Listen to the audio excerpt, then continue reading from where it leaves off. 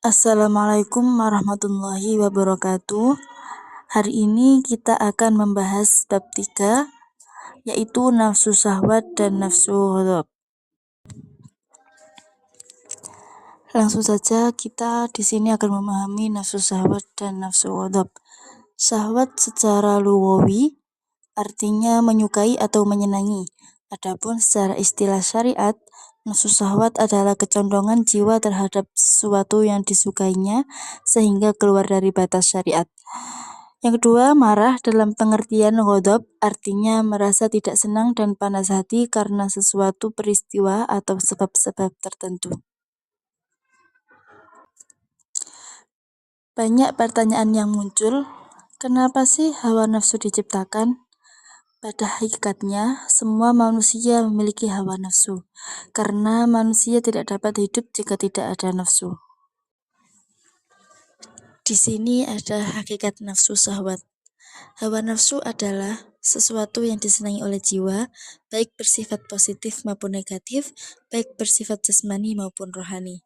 Perbuatan baik ataupun buruk digerakkan oleh nafsu, artinya nafsu itu menjadi pusat komando segala kegiatan manusia, sekaligus sebagai motor penggerak yang menggerakkan segala macam tingkah laku manusia. Nafsu itu ibarat seperti sungai, dia bisa mengalir dengan tenang dan bisa meluap atau menghancurkan. Dan karena itu, perlu dikontrol dengan sistem bendungan dan irigasi yang baik sehingga memberikan manfaat yang maksimal bagi kehidupan manusia dan lingkungannya.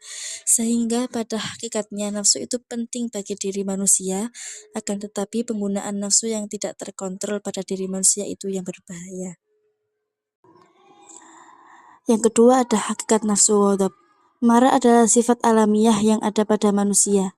Namun di antara mereka ada yang bisa mengendalikannya, ada juga yang tidak bisa. Maka itulah Islam mengajarkan untuk bisa mengendalikan marah.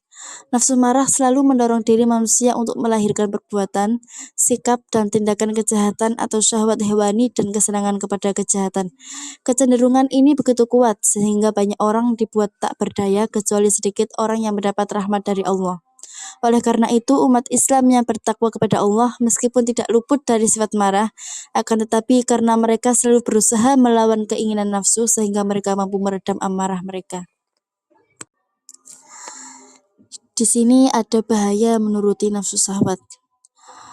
Bahaya menuruti nafsu syahwat yang pertama adalah merusak potensi diri seseorang. Yang kedua, mendatangkan kesusahan dan kesempitan. Yang ketiga, melahirkan kerakusan, pencurian, manipulasi, bahkan kekerasan fisik. Lahirnya para pejabat yang zalim. Nafsu akan mendorong manusia untuk berbuat jahat bahkan menentang agama. Selanjutnya ada bahaya menuruti nafsu ghadab. Bagi diri sendiri akan mengakibatkan tekanan darah menjadi tinggi sehingga membuka peluang terkena serangan jantung, cepat tua, susah tidur, gangguan pernapasan, sakit kepala dan depresi.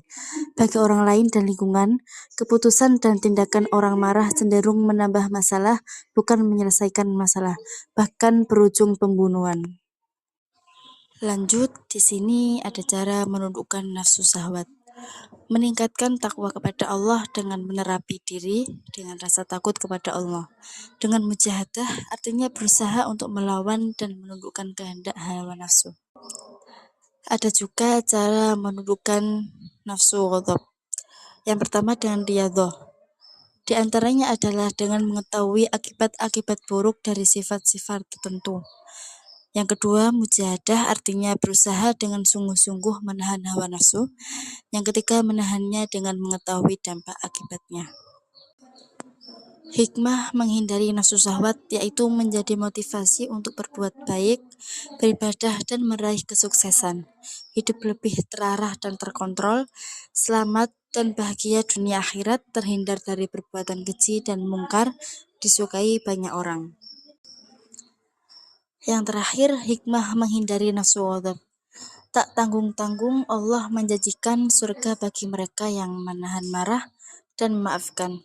Mereka akan disukai oleh Allah, disukai sesama manusia, dan juga malaikat. Mendatangkan kebaikan, ditempatkan di surga. Selain itu, orang yang bisa menahan marah akan mempermudah urusan dan memperlancarkan rezeki.